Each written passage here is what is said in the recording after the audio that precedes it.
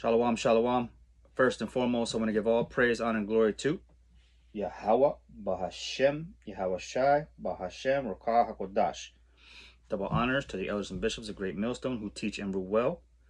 Salutations to the prophets and beloved brothers and teachers exhorting the sheep in these end times.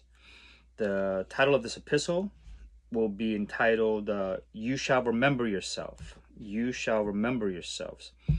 As we come closer and closer to the end of this current age, the end of Esau's world, and the beginning and ushering in of the kingdom to come, being handed back to the children of Israel, the 12 tribes of Israel, those that pertain to the bloodline of Abraham, Isaac, and Jacob.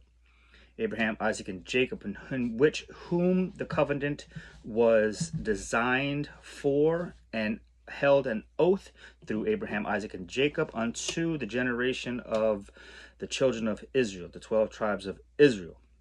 So as we regain consciousness in the lands of our captivity and bringing back to remembrance the commands that was withstilled within us in our bloodline from the very beginning,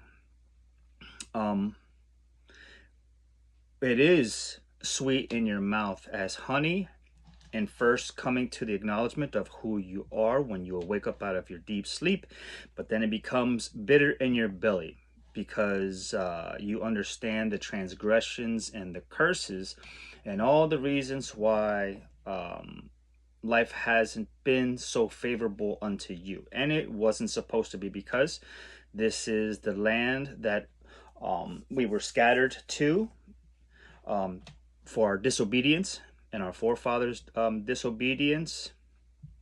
And we pray and hope to be accounted worthy to be grafted back into that fold, to be part of that that tree of life once more. So the first book I'll go into is Deuteronomy chapter 4 and 26, and read on through. We'll highlight some scriptures to fortify the understanding of the scattering, and then bringing back to the prophetic understanding of who we are according to scripture and prophecy. And we'll jump right in. So Deuteronomy chapter 4, starting at verse 26, and I'll read to 31. It says, I call heaven and earth to witness against you this day, that ye shall soon perish from off the land whereunto ye go over Jordan to possess it. Ye shall not prolong your days upon it, but shall utterly be destroyed. And Yahweh shall scatter you among the nations, and ye shall be left few in number among the heathen, whither Yahweh shall lead you. So because of the transgressions and not holding the law, statutes, and commandments, and being a light unto the Gentiles, which was commanded for our forefathers to do, ultimately that got the northern and southern kingdom kicked out of the lands and scattered into all nations in which we were prophesied to serve. And upon these end times, we were going to be standing back on our feet, and Yahweh is going to regather us again. So we no longer have to be a prey unto the heathen, but they will ultimately serve under us, the children of Israel.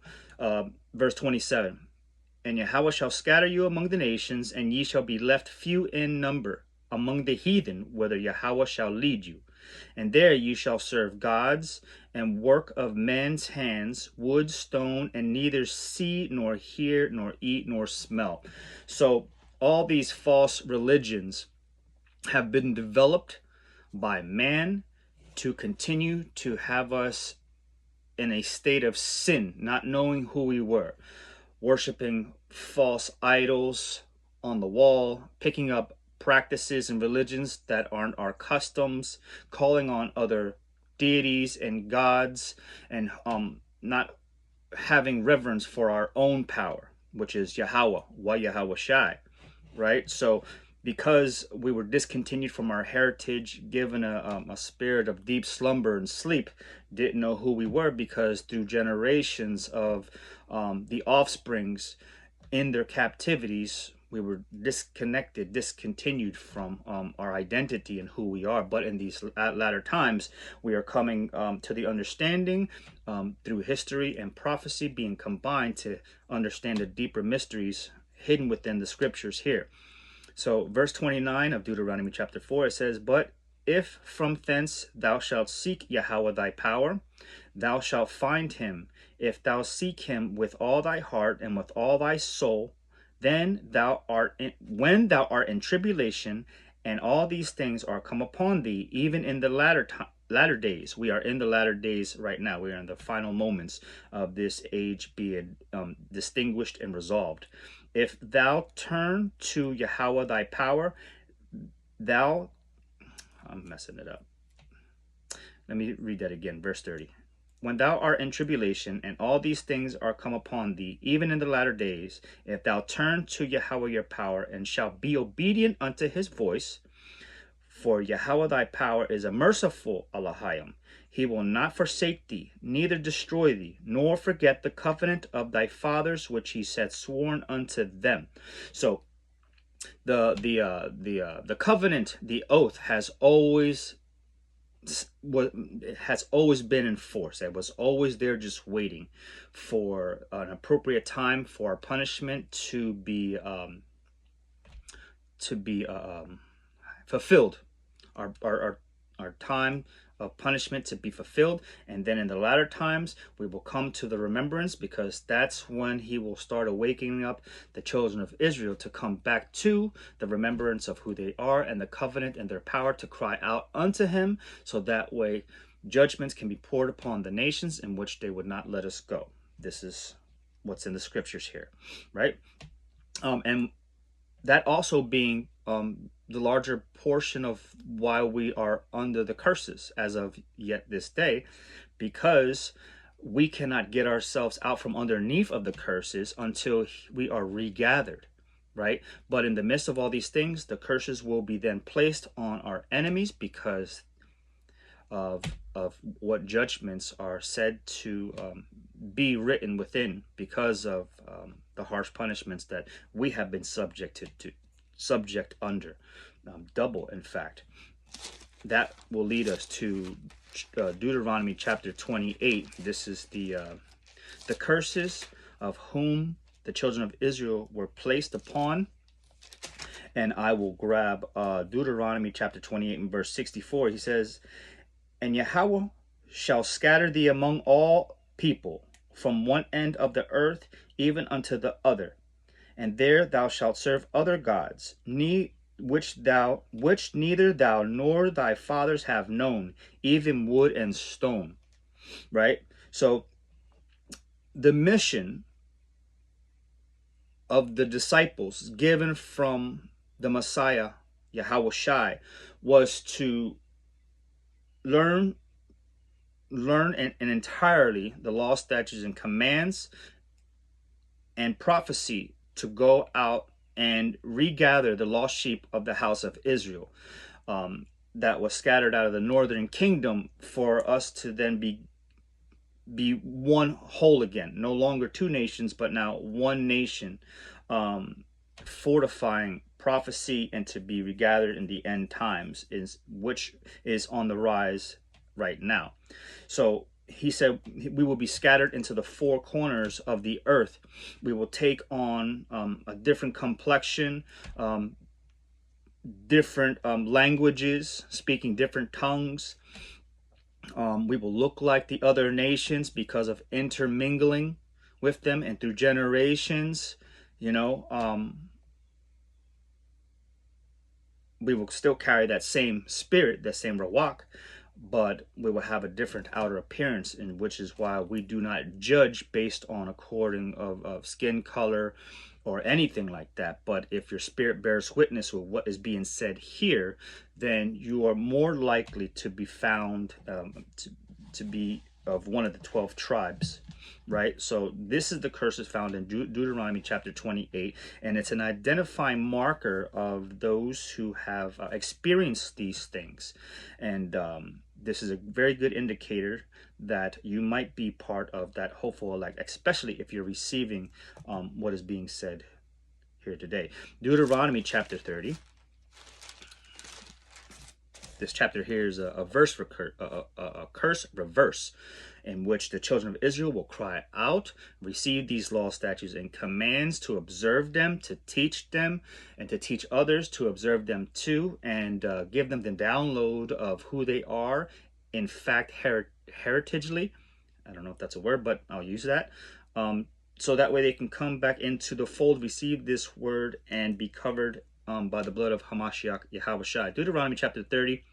And I'll read down a little bit. And it says, and it shall come to pass when all these things are come upon thee, the blessing and the curse, which I have set before thee, and thou shalt call them to mind, remember them, among all the nations, whether Yahweh your power have driven thee. So once you come to the remembrance of all these things in which you have been scattered to the nations, verse 2, and shalt return unto Yahweh your power, and shalt obey his voice according to all that I have commanded thee this day, thou and thy children, with all thy heart and with all thy soul. It means you are now moved because the spirit within you is being quickened, because now a part of your identity is being reestablished in who you are, and you're no longer attached to the bywords in which the other nations has placed above you. Some of us have been called after land masses and islands and given colored names as an identity, and that's not an identity. We are the lost sheep of the house of Israel, right? Born in lands that aren't ours, speaking a tongue that is not native to our heritage, a strange land, right? So verse 3, that then Yahweh thy power will turn thy captivity, and have compassion upon thee, and will return and gather thee from all the nations, whether Yahweh thy power have scattered thee, right? So again, this is a promise saying, if you return unto me in the time of the latter ends, and keep my word, and fervently seek me out, then I will have compassion upon you. So there is a reformation in this whole returning back to our power. You know, you are repenting because now you identify that the curses that have been placed upon you, you suffer from, and that should be enough to want you to detach yourself from those punishments to receive the blessings and not the curses, and to eat this while you can, so you may be changed and reformed by the living waters that is going to baptize you into a new walk, a new spirit, to receive a blessing and not the curse. I'll jump down to verse 6 of Deuteronomy chapter 30. It says, and Yahweh your power will circumcise thine heart and the heart of thy seed, to love Yahweh thy power with all thine heart and with all thy soul, that thou mayest live. So, and upon doing so, practicing, rehearsing, getting the download of who you are, receiving it fervently with a broken and contrite spirit, he will allow you to continue to grow in knowledge and wisdom. Those who have a fervent spirit to continue to hearken and obey and to listen. If this is what you want to do from here on out, and this is how you want to live in a righteous manner, then he will allow you to continue to seek him, because it doesn't just come by coincidence. There is trials attached to seeking him as well, because if it was just a clear path to get to the kingdom without any refinement process, everybody and their dog would be able to do it. But to see if you have that resilience to want this, to obtain this, you will experience stumbling moments to see if you will abound and stand back up 7 times more, right? So Deuteronomy chapter 30 verse 7. And Yahweh thy power will put all these curses upon thine enemies, and on them that hate thee, which persecute thee. We have experienced in this nation some discomfort, how we've been handled and treated in this place. But nonetheless, this is part of our punishments, and we accept them, and we hearken unto our power, so that way we can be reestablished in the new covenant and given a new heart and a new mind, and our seeds too. And then these curses will then be placed on his enemies, our enemies. So scattered into the four corners, right? Scattered into the four corners for transgressing. And in the end times, we will remember ourselves and cleave to the covenant. Next book I'll grab is the Apocryphal, or Apocrypha in some cases, and go into Baruch, the book of Baruch. Read from chapter 2, starting at verse 29. If ye will not hear my voice, surely this very great multitude shall be turned into a small number among the nations where I will scatter them. For I know that they would not hear me, because it is a stiff-necked people. But in the land of their captivities they shall remember themselves. See, they shall remember themselves. Why don't we remember ourselves? Why are we calling ourselves everything under the sun other than the children of Israel, the 12 tribes of Israel, right? Well, it's part of the curses, being from one captivity to the next captivity. Ultimately, that heritage was beaten out of us, stripped out of us, and then the children of Israel, the seeds in the end times, will remember themselves. We'll go quickly and jump into Isaiah 44 to get an understanding. You build your understanding on precept upon precept, line upon line upon line, here a little and there a little. This is how you understand the scriptures, right? Isaiah chapter 44 and verse 5. It says, where should I start? Oh, let's start at verse 3. For I will pour water upon him that is thirsty, and floods upon the dry ground. I will pour my spirit upon thy seed. The Most High Yahweh, our power, is going to pour his spirit upon the seeds of the children of Israel, so they can be awakened up to who they are. This is a bloodline covenant. Upon the dry ground, and I will pour my spirit upon thy seed, and my blessing upon thine offering, and they shall spring up as among the grass and willows by the watercourses. Right? So as we collect this information and come to the understanding of who we are and who we serve as a people, as a nation of people, we're going to start wakening up and gravitating towards that sunlight, which is able to make us grow. Right? We're going to push through that dirt and capture life.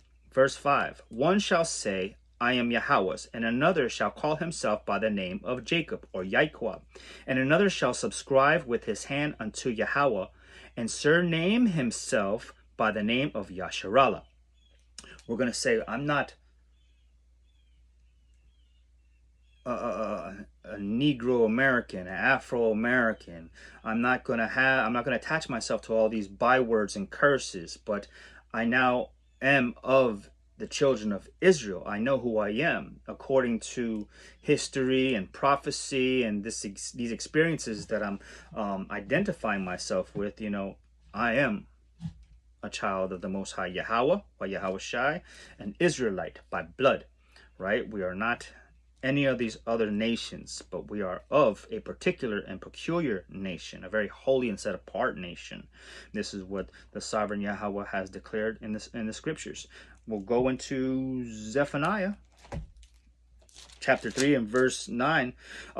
In coming into who we are and surnaming ourselves after a nation of Yasharallah, he's also going to return to us a pure language, a holy set apart language, something in the end times that has never been spoken from ancient times. It's going to resurface, and this is the Lashawan Kodash, the holy language. He says, Zephaniah chapter 3 verse 9, it says, for then I will turn to the people a pure language, that they may call upon the name of Yahweh to serve him with one consent.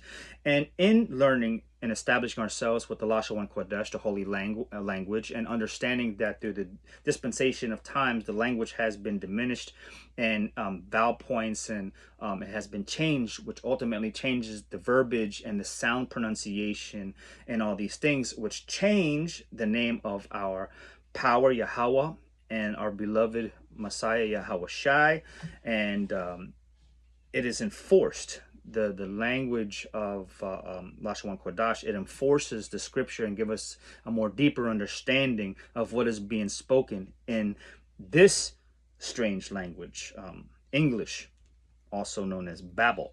So we'll jump back into Deuteronomy chapter 32. Yeah, chapter 32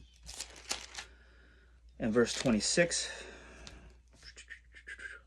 He says in Deuteronomy chapter 32 and verse 26, I said, I will scatter them into the corners. I will make the remembrance of them to cease from among men. The remembrance of them to cease.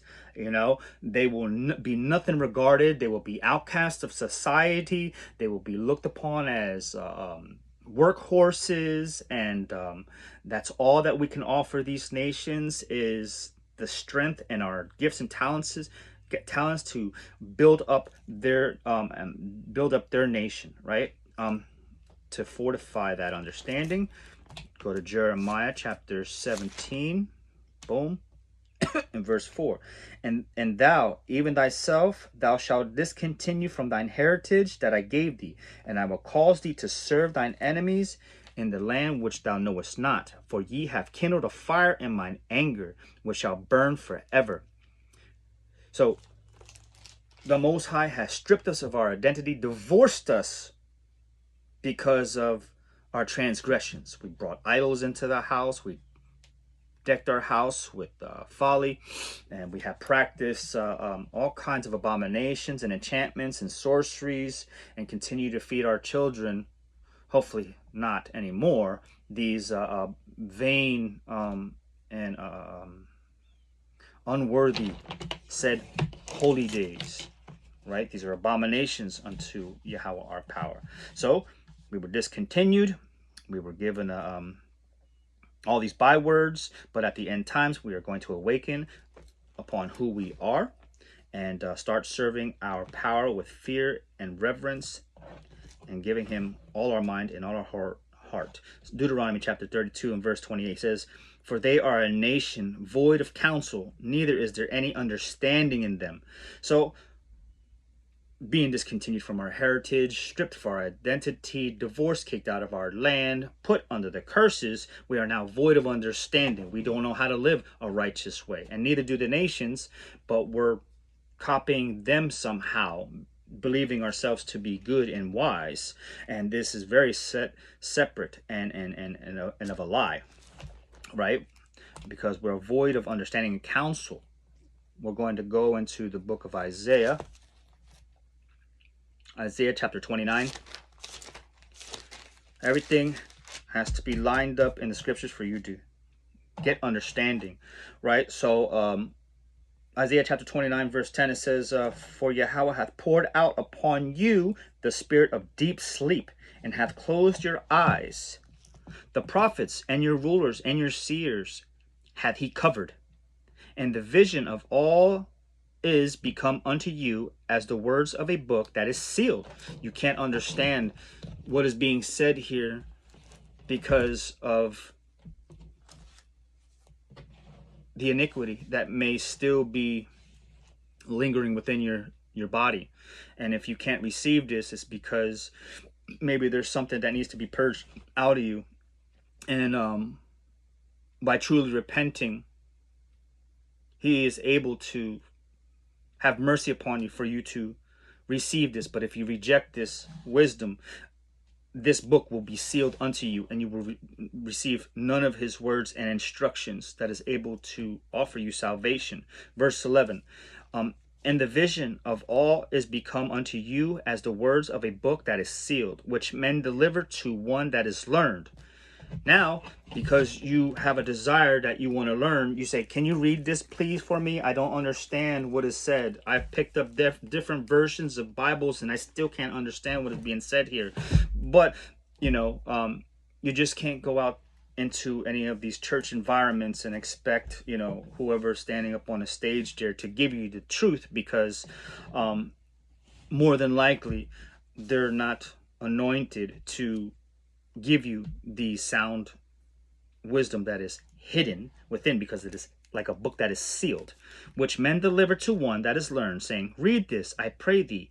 And he saith, I cannot, for it is sealed. So because our priests and our seers were also given that spirit of deep slumber, they were at a time unable to read and instruct the people and gather the lost sheep of the house of Israel to bring them back into the folds until the times of the latter ends, when the seals would be opened and then distributed unto the hopeful elect, the 144,000 men that will rule over the entire nation and govern the entire world according to righteousness, given that power from on high through Yahweh Shai, from Abba Yahweh, right? So we'll close up and go back into Baruch chapter 2 and continuing on. Verse 32, he says, and they shall praise me in the land. No, I'm going to jump back up. Verse 30 of Baruch chapter 2, it says, for I know that they would not hear me, because it is a stiff-necked people, but in the land of their captivities they shall remember themselves. And they shall know that I am Yahweh, their power, and I will give them a heart and ears to hear. He says, I will give you that heart. I will give you the ears, and I will give you the eyes to see. He's going to remove those blockages for you to receive his words. He says, my sheep hear my voice. Another they will not follow. He has a distinct sound. It is a sound of truth. So if you cannot receive truth, you have some stumbling block set before you, and that stumbling block would be Yahweh Shai, because you are not receiving that extended offer of salvation. So hearken and listen closely. Verse 32, and they shall praise me in the land of their captivity, and shall think upon my name, and return from their stiff neck and their wicked deeds, for they shall remember the way of their fathers, which sinned before Yahweh, right? And I will bring them again into the land which I have promised with an oath unto their fathers. He says again, and he had sworn unto their fathers, Abraham, Isaac, and Jacob, and they shall be the lords over it. And I will increase them, and they shall not be diminished. And I will make an everlasting covenant with them to be their power, and they shall be my people. And I will no more drive my people of Israel out of the land that I have given them. So in these latter times, we're returning to our heritage, returning to our native tongue, our identity, all these beautiful things. And then ultimately our Father has returned unto us, and we are returning unto him, those prodigal sons and daughters, that we may always obey his voice, because he has nothing but the best interests he has nothing but the best interest for us. And I pray this was edifying. And again, it's the understanding is substantiated precept upon precept and line upon line. And these they're always twofold. The understanding, if something sounds like it was done in the past, it's because there's a reversal of things. There's always a reversal of things, from the beginning to the end, beginning to the end, beginning to the end, a cycle. But this is the last captivity that the children of Israel, the 12 tribes of Israel, will have to experience, thus saith Yahweh power. And I pray this was edifying. Until the next time, Shalom.